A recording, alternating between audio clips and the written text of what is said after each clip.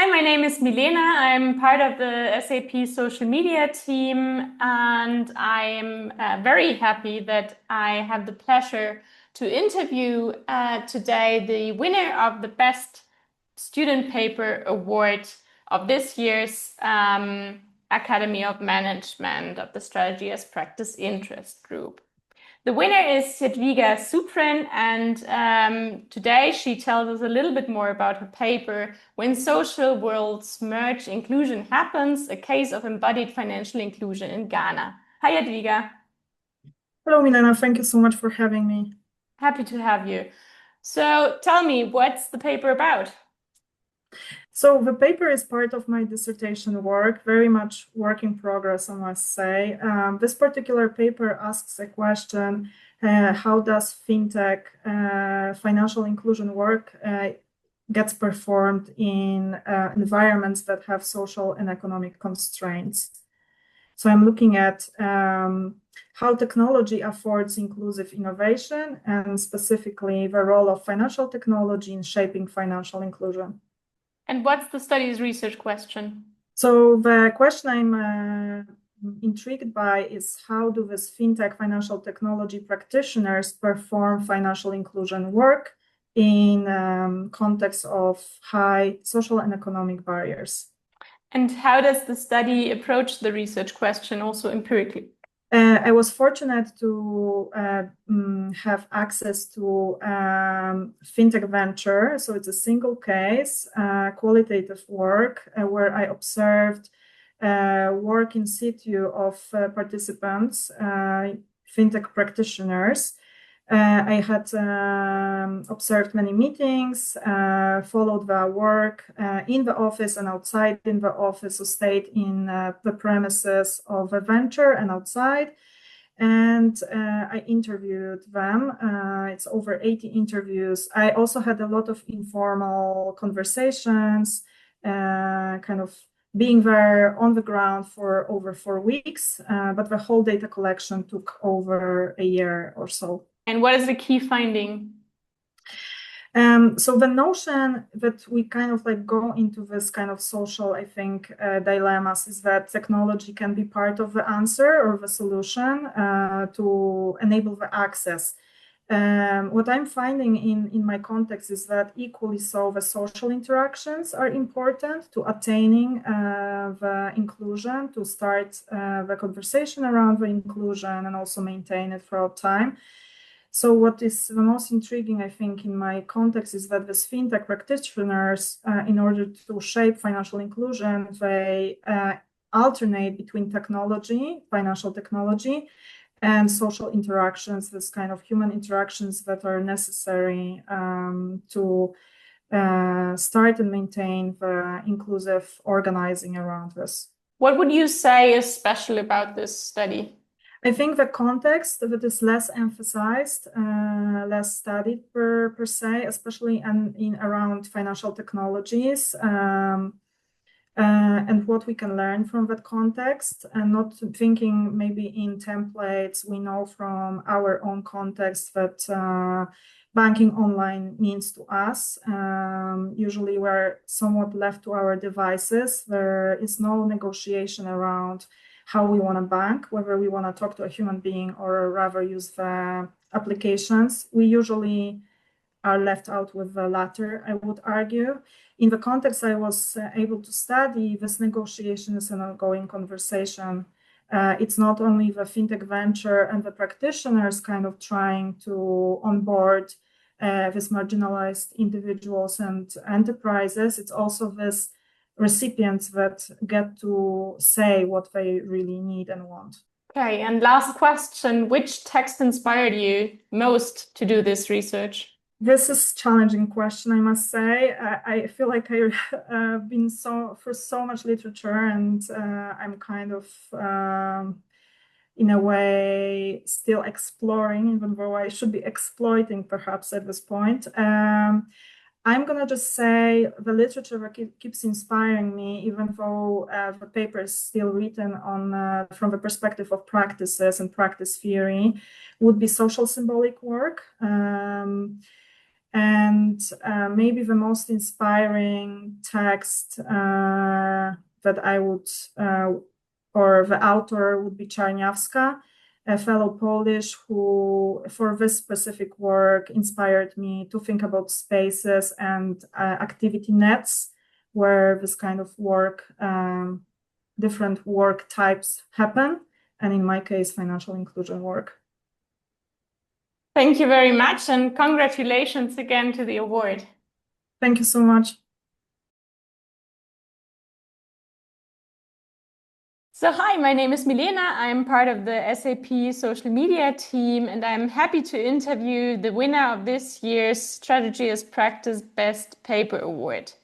The award recognizes the author of a paper with the potential to make a significant contribution to strategy as practice research. And Natalia Buri from Aalto University is the winner of this award.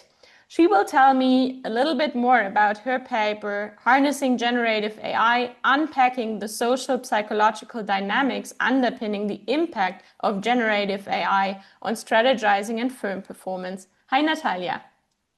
Hello, Melina. So tell me a little bit more. What's the paper about? Yeah. Well, we already know that generative AI is transforming fields like drug discovery, healthcare, and marketing. But when it comes to strategy work, the core of how businesses compete and growth, the story is still unfolding. Most assume that AI's impact will come down to the technology itself. So how accurate, sophisticated, or trustworthy is technology? But technology doesn't shape strategy. People do. And we still don't know what really happens when management teams encounter generative AI. Not in abstract models, but in the messy reality of meetings with shifting power dynamics and unspoken emotional currents. That's the question at the heart of this study. So I aim to discover the mechanism that determines whether AI become a tool for strategy work or just another missed opportunity. So what's the concrete research question? So in this paper, I ask how and why do management teams respond to generative AI? And how do these reactions impact their strategy work and ultimately their business outcomes? And how do you approach this question in the study? In this study, I applied a multiple case approach, and I went straight to the front lines. So I embedded myself in 7 management teams to study strategy work in real settings, so how it was unfolding in real time. So over course of the study, I observed 18 actual strategy meetings, and I conducted 78 interviews with the managers from these teams. And what is the key finding from your study? What I found was striking. It's that some teams embraced AI and developed new types of AI augmented strategizing. As a result, they made faster and better strategic decisions. But other teams resisted and stalled. So this research digs into that split. In teams that resisted generative AI, I saw what I call a quiet form of competition. So there was no like open conflict, but subtle unspoken tension. Managers feared to appear less competent if they would use AI. And also managers were afraid that their colleagues might use AI to outperform them. And perhaps the most damaging of all, managers in these teams were shaming others for using AI. And actually they stigmatized use of AI during strategy meetings. In contrast, the teams, successful teams, they didn't have this internal competition, and they treated AI as a collective asset, not as a personal weapon. And that make all difference. So in these successful teams, managers explored generative AI together. So they experimented with AI, they were learning and integrating it into their strategy work. And this allowed them to make faster and better strategic decisions. And probably most important, these teams, they adopted two types of AI augmented strategizing. So I call it AI augmented interactive strategizing and AI augmented intellectual strategizing. And what would you say is special about the study? I think the special about this study is that generative AI had the potential to transform strategy work and boost firm performance, but it only made a difference when teams actually adopted it. And what shaped adoption wasn't the technology or generative AI itself, or even trust in the technology, as many studies suggest. It was quality of relationship between managers in these teams. And lastly, which text inspired you most for this research? I would say that work of Paula Yarpzakowski inspired me most. Her several papers like 2007 and 2008 opened my eyes on how even tiny moment in meetings, like who speaks up, who takes turn to speak up, can shape big strategic decisions. And then also another paper by Leo and Mindless, 2014. And in this paper, it completely changed how I thought about emotions during the strategy work. So I would guess these two pieces made me realize that strategy isn't about frameworks or analysis. It's fundamentally about interaction among people. Thank you very much, Natalia. And again, congratulations to the award. And thank you very much for talking to me. Thank you so much.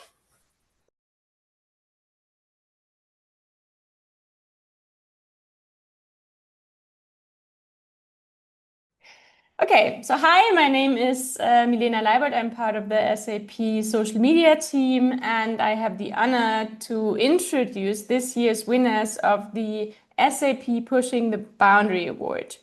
What's the Pushing the Boundary Award about?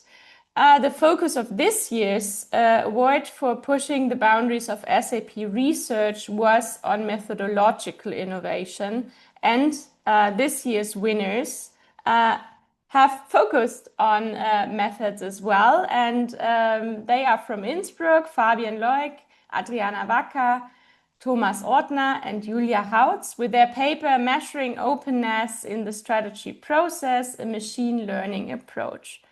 Congratulations, and I'm very happy to briefly hear about the paper. So let me ask you, what's the study about? Hi, Milena. Thank you. Yeah, so as most of us know, open strategy has been widely discussed in the last decade, right? And most research has relied on single case studies only. So what we found is that what has been missing so far is a broader understanding of how open firms really are in their strategy processes.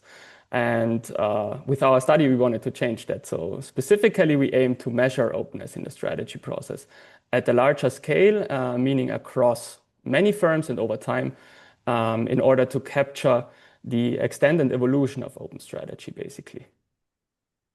And what's the study's research question? So the research question is pretty simple. So we ask how open are firms in their strategy process and how does this openness evolve over time. So in asking this question, we specifically wanted to move beyond theory and anecdotes to provide a more measurable and comparative view of openness in the strategy process, which then allows us to identify patterns, trends, and outliers across a larger sample of cases. Thank you. And Fabian, how does the study approach the research question? Thank you. So we applied supervised machine learning to classify several millions of Glassdoor.com reviews and thereby identified signals for openness or closure in those reviews. Then those classifications we took and we aggregated them on company, industry, and overall market level, and then enabled us to compare openness across industries and over time. And what's the key finding of your analysis? So first, we discovered a clear trend. Openness in the strategy process seems to be on the rise. That's something we observed in the literature, but we got the confirmation with our methodological approach. In particular, we found that employees are reporting fewer non-transparent and fewer exclusionary practices. And that's signalized a shift towards more inclusive and transparent strategy processes.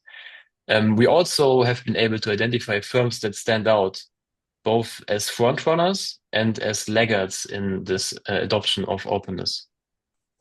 Thank you. And what's special about the study? What would you say? Okay, so this is the first large-scale data-driven measure of openness within the strategy process using employee sentiment. So for us, the special thing is really our Glassdoor sample on the one hand and the advanced machine learning techniques on the other hand.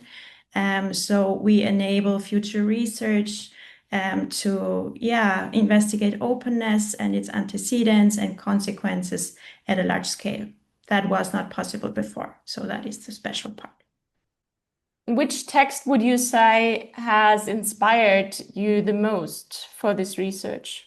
So there is a growing body of research embracing AI and machine learning, pioneered by Milan Miric, Raj Chuduri, Joseph Harrison. So those are the authors that inspired us for this research. They opened our eyes to what is possible when we combine modern analytics and strategic management. So yeah. Thank you. Thank you very much. Again, congratulations to this award and looking forward to seeing you in Copenhagen.